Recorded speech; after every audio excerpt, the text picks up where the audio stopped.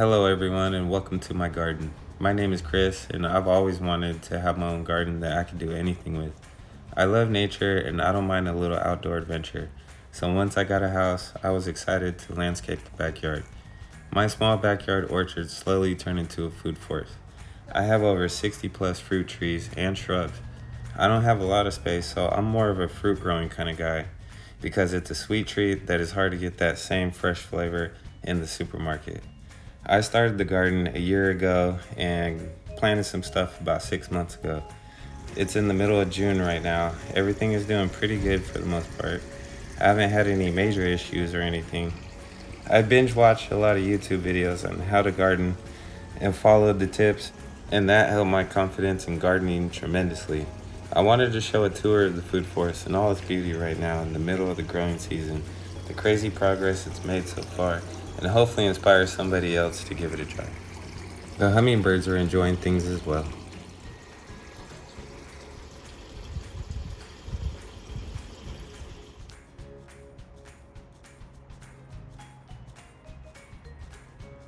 Over here in this corner of the yard, I got the tangelo.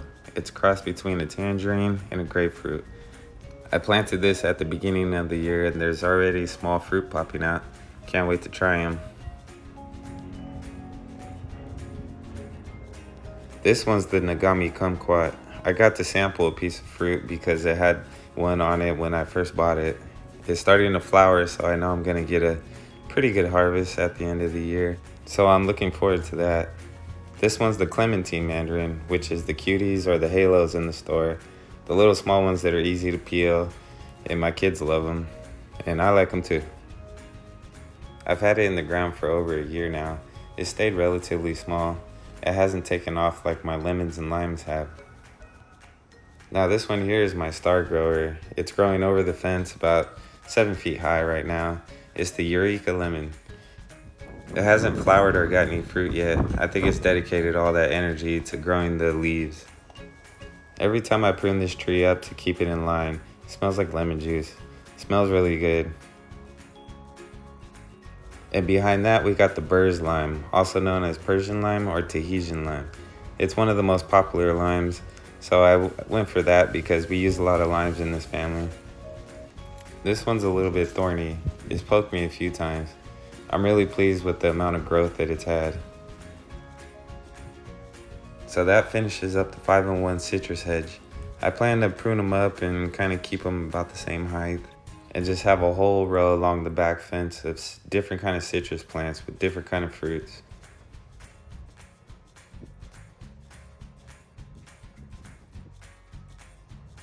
Here we got Prime Arc Freedom Thornless Blackberry.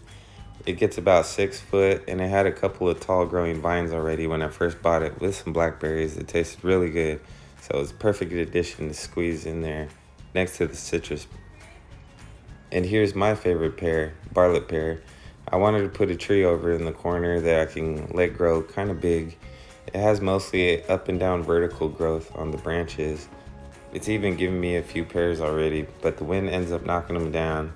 But that's okay. I don't mind it focusing all its energy on growing a strong structure. See, look how windy it can get sometimes. It's a semi-dwarf tree that I plan to prune to where I could at least reach the top on a ladder. I like the ornamental look of a nice tall tree in the corner, but not out of control. I grafted a couple of yellow Dorset apples on the back of the pear tree, and they actually worked. It's been back in February, so 4 months ago, and they're looking great.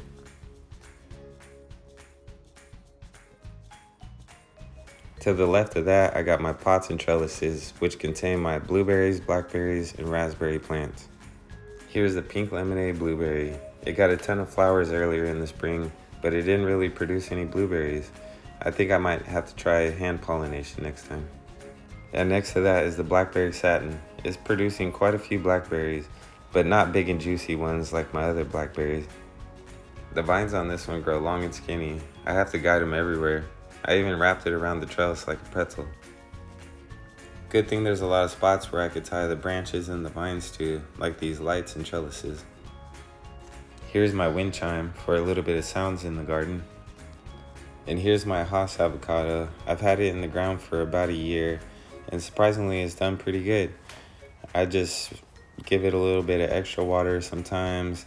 It really doesn't like that summer heat where it goes into the triple digits. Sometimes the new tender growth will get burned though. But for the most part, it just loves the sun and it keeps getting bigger and bigger. Sometimes when we get extreme heat or some of those heat waves, I do put a shade cloth over the more sensitive plants.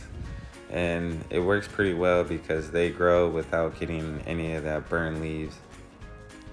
This one's called the raspberry shortcake. It's interesting because it stays low and bushy.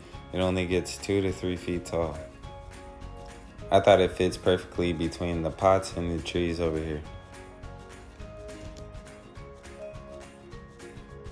And over here to the right, we got a blueberry peach sorbet.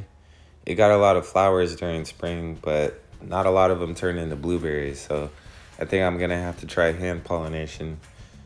I think it bloomed too early in the season when the bees weren't out, so it just didn't get pollinated that good. But it has a lot of new growth. You can see the new canes popping out on the bottom. I'll take out the old stuff so the new stuff can grow, because next year, that's what's gonna make the blueberries. And here's a regular vining raspberry. It's given me abundance of raspberries over the years. It's a little bit thorny, so you gotta be careful when you're picking stuff. But man, those raspberries are good when they're ripe. The darker the berry, the sweeter the juice. I think with the raspberries falling off and spreading seeds everywhere, the vines were able to spread out all over. I have a couple of hummingbird feeders in the yard. This one I tucked behind the trees to get it out of the sun. The hummingbirds seem to like it.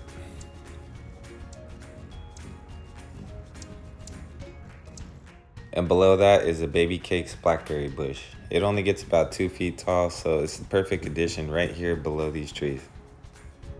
So this one, I had to get it when I saw it at the nursery. It's a 4-in-1 pluot. It's a hybrid between a plum and an apricot. Now 3 of these varieties won a taste testing at the Dave Wilson Nursery. Dave Wilson Nursery is the one who grows all these trees, and about 75% of my trees come from there. The 4 flavors on this tree that I can't wait to try are Dapple Dandy, Flavor King, Flavor Queen, and Flavor Supreme. Next to that, I had to squeeze in a 4-in-1 cherry tree I saw at the nursery at the beginning of the year. Behind that's a Rainier cherry tree that I had from last year. So it's gonna be a little tight, but I'll try to make it work. I love cherries. The variety for flavors are Lappins, Rainier, Bing, and Van Cherry. The cherry tree seems to be more sensitive to the heat as the leaves will brown and the growth slows down compared to the other trees that just love it and take off. Here's another blueberry bush. It's called the jelly bean. It got a bunch of blueberries that started to form, but they didn't fully develop. Only a few of them plumped up and are turning into juicy blueberries. I thought we would get a huge harvest of blueberries, but it didn't quite work out that way. Next year I'll try something different. That's what gardening's all about. But the ones we did get were very good. Just ask my son. You almost got it. Daddy! Here, I'll help you. That looks good. Cheers.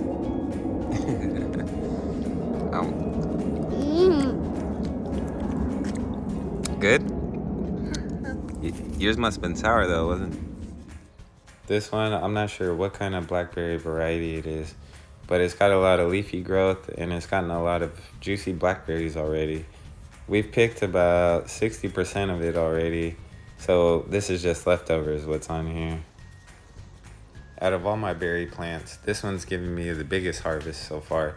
A couple bowls full of blackberries. And then next to that is a 2-in-1 nectarine planting. I planted 2 nectarine trees right next to each other, pruned it up, shaped it, and made it look like one tree. And this tree on the right is the Snow Queen nectarine. It's a white flesh nectarine. It has all the big plump juicy fruit right now, so it looks like it's gonna be ready pretty soon. I spaced the 2 trees about 16 inches apart and just prune up the middle so I could still reach in between.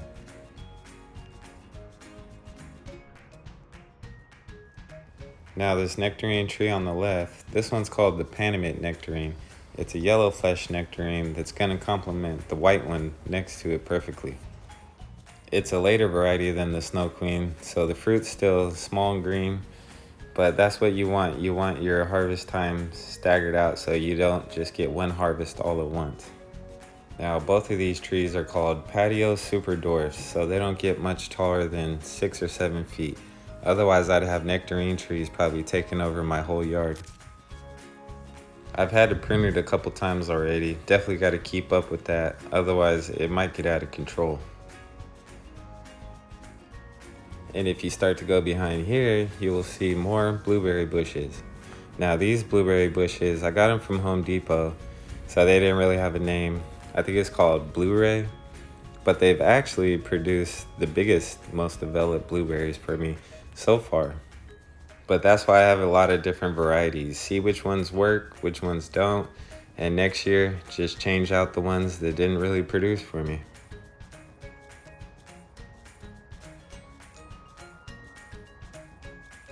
And over here we got the Feijoa, aka pineapple guava. Everybody that I've seen that grows them seems to have a lot of success, and I like the look of them. They're ornamental, they're evergreen, and the fruit seem interesting, so I figured I'd give it a try. Why not? I planted it earlier this year, so it hasn't quite taken off yet, but I know it'll do well over here. The leaves are pretty cool as the tops are dark green and the bottoms are white. Not typical of any of my other fruit trees. And if you follow this branch down here to this corner of the yard, I got the goji berries growing on. I was able to find 2 different varieties in the stores. I'm not sure what the names of them are, but this one has more shorter leaves and more bushier, and I planted it this year, so it's not growing as wild as my other one.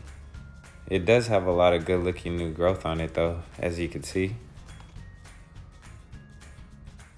And this one here, this is the one on the left. I've had it in the ground for over a year now. It's growing really tall and doing really good. Still hasn't given me any berries, but I have high hopes that that'll be coming pretty soon. Now I put the goji berries in the corner here so it wouldn't take up too much space, and they grow nice and tall. I wanted to put a chair there and kind of have them lean over your head and maybe even tunnel over you a little bit. And this plant taking up the whole back wall over here is called the Frederick Passion Fruit. It's definitely my most vigorous grower. When I first bought it, it was only about a foot high with a couple of small vines coming out. But over the past year, it's exploded in growth. I've had to prune it maybe like once every month during the growing season now. It's taken over the whole trellis, and I'm just gonna let it follow the string lights on both right and left sides and kind of follow the fence along as far as it can go. But if you're not careful and you don't keep it in check, the vines can grab a hold of all your other plants and start pulling them down. So you really do got to keep it in check. I can't wait to try some of the passion fruit. I've only been able to try it mixed in with drinks like at Starbucks and stuff. And this one here is one of my favorite trees because I love apples. It's a 6-in-1 Espalier apple tree. The varieties, starting from the bottom, go as followed: Gravenstein, Yellow Delicious, Fuji, Gala, and then Summer Red, and finally Red Macintosh. And with the Espalier style, it makes it so the tree's not as deep, but it's just as wide as a normal tree. So I can come back here, come behind it, and I still have this little spot without it taking over the whole corner. It's been in the ground for about a year now, and it's starting to give fruit on some of the branches. The one that has the most fruit right now is the Yellow Delicious right here. Some of the other ones too, like Gravenstein, that one's good for baking. Then as we go up, we got Summer Red, which should turn red in the summer and be ready. This 6-in-1 variety Espalier style tree is awesome if you have a limited amount of space. Otherwise, I would have to plant all those different varieties, and you need at least 2 different apple trees for pollination so you could at least get some fruit. And underneath the shade of the apple tree, I put a strawberry patch. Of course, I put it a couple different varieties. One variety is Albion, the other one is Seascape. I've only gotten a few strawberries so far, but that's because I put them in the ground when they were seedlings, so I think the growth has been pretty good so far. It sends out runners, so I'm hoping it'll spread into a big patch. And over here, the pomegranates have been doing awesome. I put two different varieties next to each other. The one on the left is the wonderful pomegranate, the one on the right is a white variety called Utah Sweet. They grew about 4 times their size since planting them last year. They even have a bunch of flowers. A lot of the flowers fell off, but quite a few got pollinated, so I can't wait to try these pomegranates. Everybody knows they're expensive in the store, and of course they taste better straight from the garden. In the beginning of the growing season, these pomegranates got attacked by aphids kind of bad. I was a little concerned, so I blasted them off with water. I wanted to hold off on using any sprays because I didn't want to hurt the beneficials. But once the ladybugs found out, they all came in and took care of the aphid problems themselves. Sometimes all you gotta do is trust nature and it'll take care of you. I do a lot of pruning and shaping with all these trees in the garden, otherwise it would look like a crazy mess. And up against the house, I put a few plants in pots. This one's the strawberry guava. It's been doing really good. It got a lot of flowers and it's been getting a lot of fruit too. I love guavas and I love strawberries, so I can't wait to try the strawberry guava. Another benefit of growing your own fruit is stuff that's hard to find in the store. I really like the way these pots look, but it is getting pretty big, so I think I need to get a bigger pot. And I'm gonna up pot these because I'm really happy with the growth that it's gotten so far. I put it in a pot because it's a subtropical plant, and just in case we get a freeze, I could move it inside or someplace warmer. And the other two potted plants is the Lambert cherry. It's doing really good. I definitely need to up pot that one. And this is the Manila mango. I saw it in the store and I had to get it, but it's not doing as good. I think because it gets shaded out by the house and it just needs more sun. Now let's go to the side of the house, my favorite spot. I call it the chill out zone. I also crammed all kinds of things back here. I love chilling back here because it's nice and peaceful, tranquil and serene. This is the grape tunnel. I got 3 different varieties of grapes growing here, green, red, and yellow. The grapevines are just exploding with growth. They have all kinds of grape clusters and vines growing everywhere. And this one here is the Thompson grape.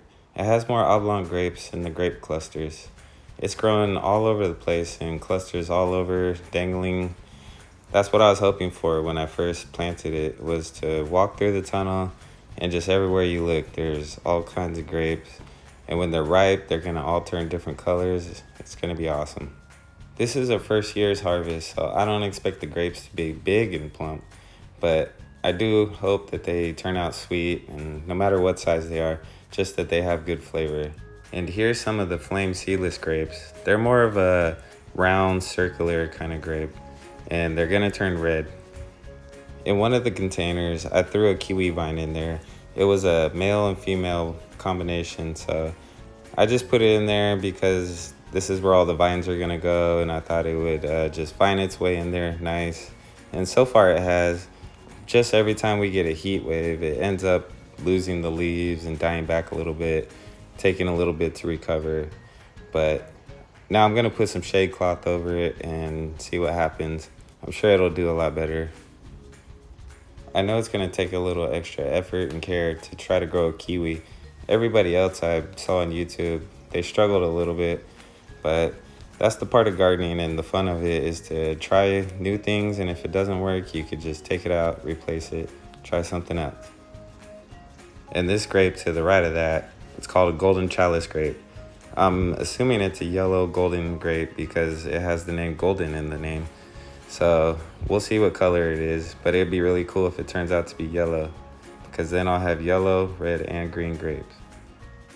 It doesn't have quite as strong a growth as my Thompson and Flame grapes, but it's still doing really good, and it's just contained in this area. The grapes are looking nice.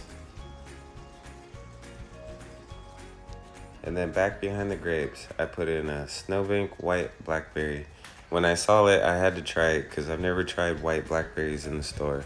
This is a perk of being able to grow your own stuff, so you could try whatever you want.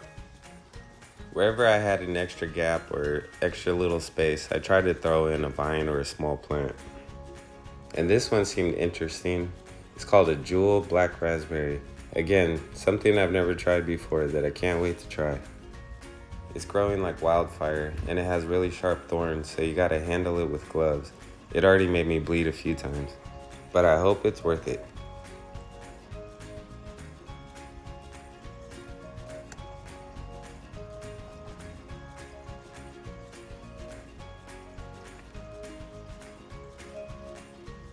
And in the other corner, I put a mulberry bush in. This one's nice because it won't get too tall like the trees. It only gets about 6 feet tall, so about as tall as the fence. It was one of the first plants to come out of dormancy, and it's had a lot of vigorous growth so far. When I first put it in 6 months ago, it was 2 little sticks in the ground. I thought it would be such a nice addition. I put 2 of them in, one on the left, one on the right. Ever since the roots developed, it's been growing all this nice green growth. Look at that.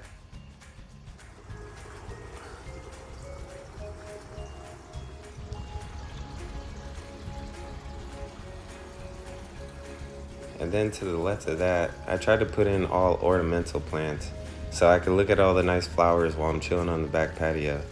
This one's the lavender, so I thought it would have all the big purple flowers already. I think getting full sun makes a big difference though. No big purple flowers, but everything looks nice and green and looks really healthy, so that's the most important part. I put ground cover down and tried to have it spread all over the ground. I was hoping it would look like a sea of purple, but we'll see. And this nice looking shrub here is called a Duranta. I had to get it in the store when I saw it. It has these big beautiful clusters of purple flowers, so I thought it would be the perfect addition back here. I wanted just to make a whole little strip of purple plants that would complement each other very nicely.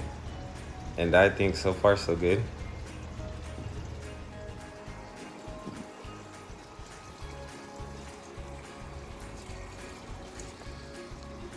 Another lavender next to that.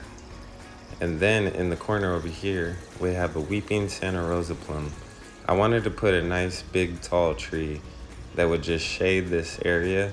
So I put the weeping Santa Rosa plum because it grows straight up and it has long skinny branches that when it gets fruit will get heavy way down and make all the branches weep down and look like a weeping tree. So normally Santa Rosa plums are normal trees, but this one weeps down, so it's pretty cool and pretty nice. I like to chill on the back patio, watch the hummingbirds do their thing, drink coffee, relax, and just enjoy the day. This is life. Another benefit to having a lot of beautiful flowers is it attracts the hummingbirds, and it's nice to look at. I put in a hummingbird swing. Every once in a while, one will use it. They sit there and they protect the food because they're territorial, so they'll chase off some of the other birds. So it's pretty cool. You get less birds coming in, but then you get one just hanging around that you get to look at. So, you know, it is what it is.